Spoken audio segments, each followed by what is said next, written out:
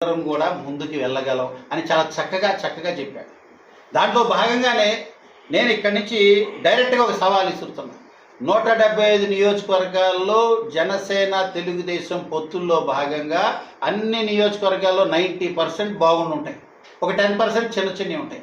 ఈ 90%లో టాప్ 10% బాగా ఉన్న నియోజకవర్గాలు చెప్పండి అంటే ఒక 3-4 పేర్లు చెప్తే జనసేన తెలుగుదేశం పొత్తు బాగా ఉన్నది చెప్పండి అంటే ఖచ్చితంగా పామరు జనసేన తెలుగుదేశం పొత్తు బాగుందని అందరూ చెప్తారు.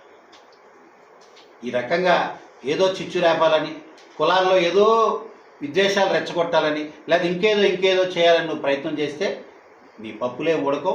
మరొకసారి ఏదో అనకూడదు కొన్ని విషయాలు, ఏదో ఆర్టిఫిషియల్గా హెయిర్ తెచ్చుకున్నట్టు కాదు ప్రజా ప్రేమ అంటే. ఇంకోటి కాదు.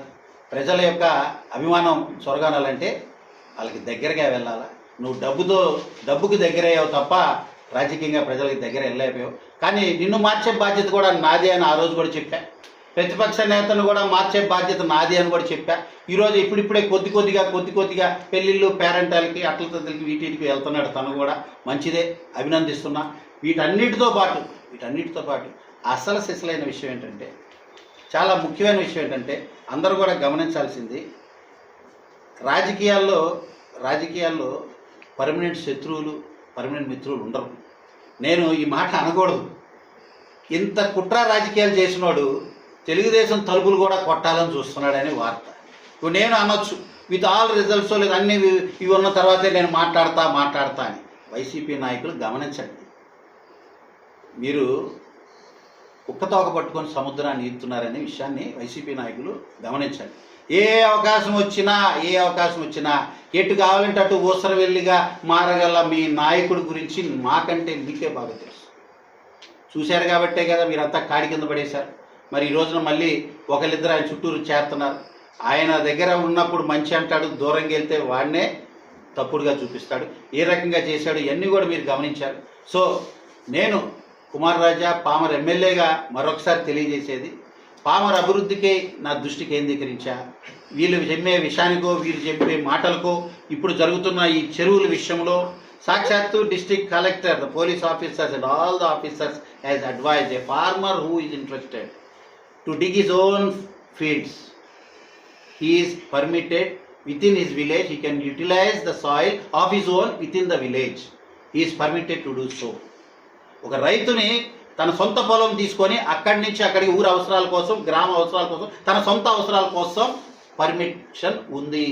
Need not take an official document, within village చేసుకోవచ్చు. Secretary and special officer permission తీసుకోవాలి. రెండోది, ఇది కాకుండా చెరువును తవ్వుతూ ఆ చెరువు మట్టిని బయటికి తీసుకెళ్తాం, అమ్మేసుకుంటామంటే తప్పు. అలాంటి వారిని వీఆర్ఓకో పోలీసు వారికి చెప్తే వెహికల్ సీజ్ చేస్తారు. తగిన యాక్షన్ గవర్నమెంట్ తీసుకుంటుంది. What's big deal in this? దీంట్లో పెద్ద విషయం ఏముందండి? పెద్ద విషయం ఏంటో నేను చెప్పనా?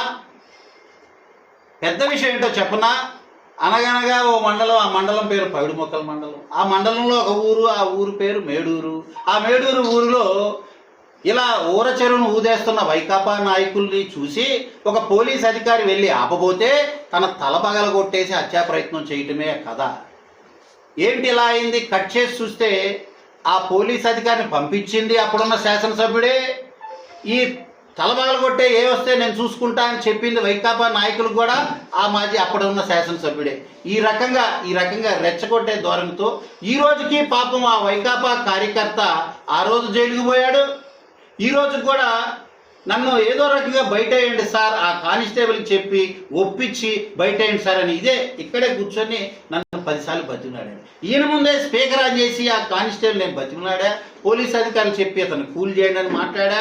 కానీ ఆ రోజున అన్నా నన్ను కుక్కను చూసినట్టు చూశారన్నా, పోలీసు వాడనే కనీసం ఇది కూడా చూడలేదన్నా, నన్ను పురుగును చూసినట్టు చూశారన్నా, నా తలబాగలు కొట్టి నా మీదే కేసులు పెట్టబోయారన్నా వైకాపా నాయకులు, నేను ఎలా తట్టుకోగలనన్నా అని ఆ కానిస్టేబుల్ గాథ ఇప్పటికీ అందరికీ తెలిసిందే. ఇది అసలైన కథ. ఇక్కడే అడ్డాడా ఊర చెరువుని ఊదేస్తున్న గాడిదలు, ఊదేసిన గాడిదలు.